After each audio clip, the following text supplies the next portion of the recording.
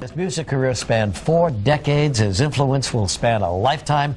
A huge music legend has sold over 1 million albums. His new one is called Heathen. Please welcome the one and only David Bowie.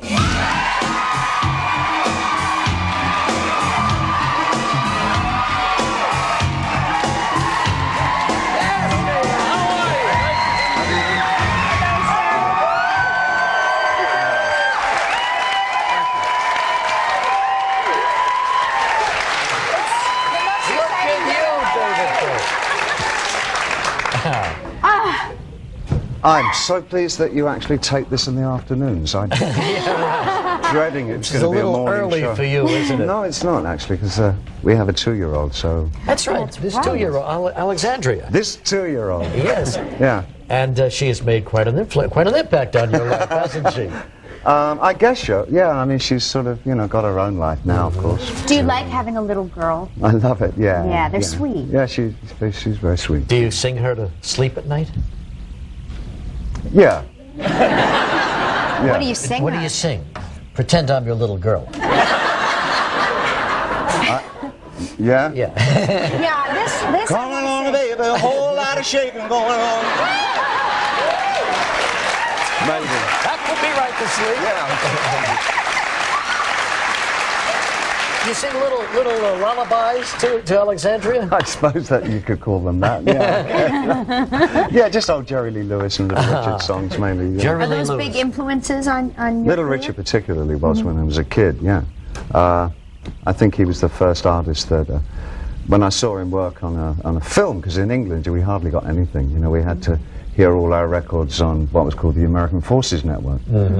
So it was like listening to the radio, trying to hear new popular music and all that. And Little Richard was one of the first that got me in. Little Richard influenced a lot of people, Oh, too. sure. And just, I guess, retired, at least he says he's retired. Who knows if he'll stay Well, that way. he had that bad car accident, didn't he, a couple of years ago, and I think that's really put him... And your wife just recently, for your birthday or your anniversary, bought you a present? Yeah, I mean, she got me... I saw Little Richard in the early 60s when he first came to England and was working with the Rolling Stones. They were on the same show. They opened up the thing, and they didn't really have a fan club at that time, so they're kind of a new band, and Little Richard was the big thing. And he had the most spectacular jacket on, and Iman tried very hard to try and find that exact jacket for one of my anniversary presents. And she got one that was really... But the thing is huge, and I'm thinking that maybe she was conned, because this is... you could sleep in this thing. It's an absolutely huge jacket, so I don't know where the little came in, Little Richard. So how did it begin for you? Were you a musician and then a singer? Well, I was like 8. I'm not sure what you are at 8. So as soon as I saw all the saxophones in Little Richard's band, though, I thought, well, I'm going to grow up and I'm going to get a saxophone and I'm going to be in his band. I'm going to be a sax player in Little Richard's band. That was my dream at that age. But then I studied art as well, so there was a time when I was a teenager that I didn't know if I was going to be an artist. But did you take right to the instrument? Yeah, there was a jazz player living locally who was pretty well known in Britain called Ronnie Ross. It was kind of like, I don't know who would he be like over here. I don't know, like Tubby Hayes. Everybody's got a David Bowie album. He's made 30 of them, and this was the very first one. Check it out right there. Huh? What do you think of that guy? So beautiful. Oh, you weren't talking to me. David, what do you think of... That's kind of... Bring back any memories? Yeah, Rossetti and the pre-Raphaelite. So I made this in 1870. You always had a flair. I mean, your albums... Now, look at this guy. Isn't he beautiful? Come on. How many musicians do you think you've influenced with your music? I mean, you must hear from everyone. I know how many people I've had give up music since... It's David Bowie in his wild days. That was just a bit of a problem. I'll bet you had a lot of fun. I didn't really have the handle on shaving, so... And you went through, different periods, and here I've never seen this one. What is this? This is Bowie Chameleon, right? I've got to sue these people. Cool Records. Who the hell are they? Get them on the phone, Gilman. We want a piece of the action here.